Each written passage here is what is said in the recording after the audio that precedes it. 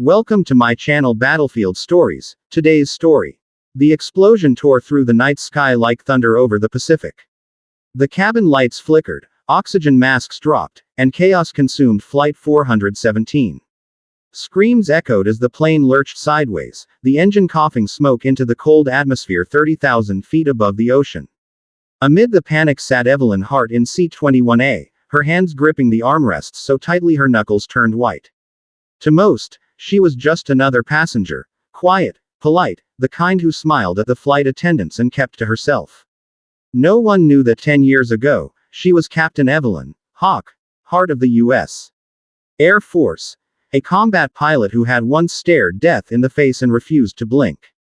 But she'd walked away from that life after the crash that took her wingman, her husband.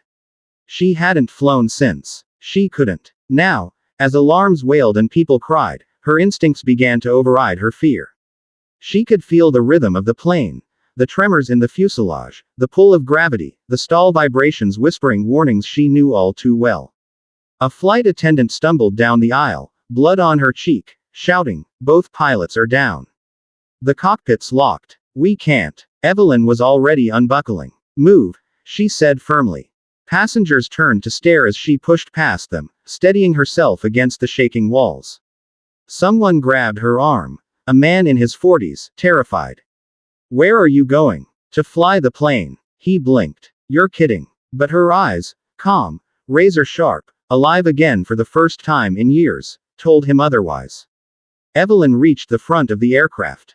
The door to the cockpit was jammed, likely warped from the blast. The co-pilot's voice crackled weakly over the intercom, barely audible through the static. "If anyone can hear me, depressurization, autopilot failing." Then silence. The flight attendant trembled. "It's sealed shut." "There's no way." Evelyn kicked off her shoes, crouched low, and pried open the maintenance panel below the cockpit bulkhead. Years of training took over. Every muscle in her body remembered the schematic of an aircraft. Every nerve remembered the sound of failing hydraulics. She found the emergency access lever, hidden, mechanical, archaic, and pulled. The door gave way with a hiss. Inside, smoke and sparks filled the cockpit. Both pilots were slumped, one unconscious, the other barely breathing. The controls screamed warnings in flashing red. Evelyn's heart pounded as she pulled the captain from the chair, gently laying him to the side. A voice behind her, a flight attendant, whispered, Do you know how to fly this thing?" Evelyn slid into the seat, adjusted her headset, and started scanning the instruments. Not this model, but close enough. Her voice was steady, commanding, professional, a tone that silenced fear. She grabbed the comms switch. "Mayday, Mayday, this is Flight 417 declaring an emergency. We've lost both pilots. I am assuming control." Static. Then a voice answered. "Flight 417, identify yourself." "Who is this?" She hesitated for just a second, her throat tightening. "This is Evelyn Hart, former U.S. Air Force. Callsign Hawk." The air traffic controller paused. Then came the reply, almost in awe. "Copy that, Hawk. It's been a long time." The name spread through the radio waves like wildfire. Somewhere, in an operations center miles away, old Air Force comrades looked up in disbelief.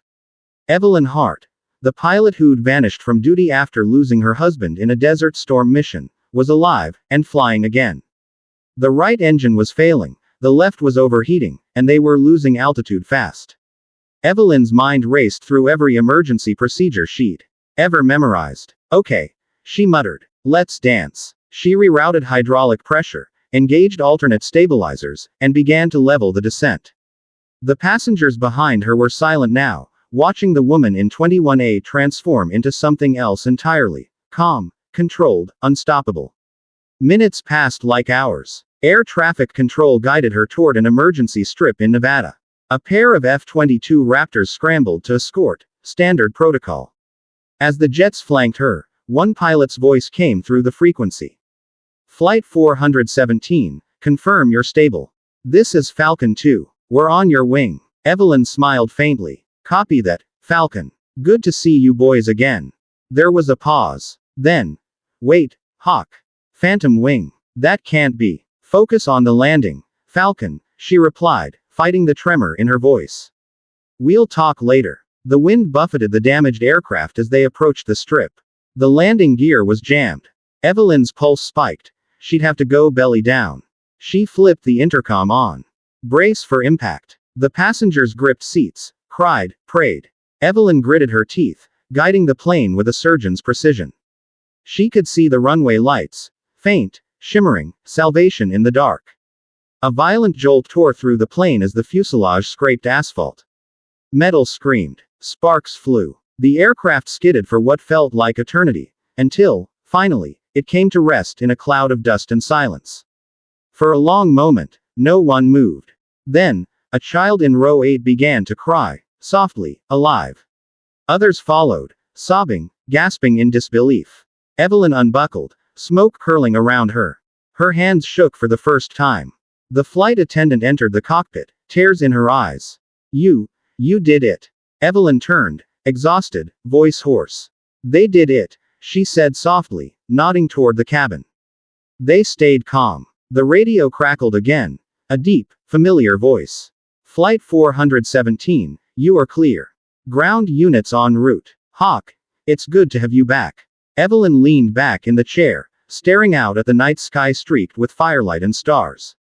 Somewhere above the clouds, she imagined her husband smiling, the wingman who'd once told her she'd never truly stop flying.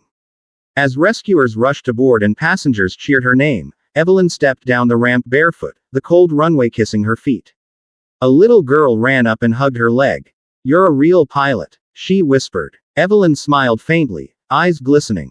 Not anymore, she said, but her heart knew better. Because the sky had always been home. And when destiny called her back from C-21A, she answered, not for glory, not for pride, but because saving lives was something you never forget how to do.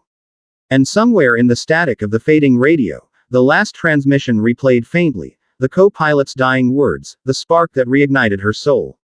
You're the pilot now. Don't forget to like, comment, and subscribe for more powerful real-life stories that touch the heart.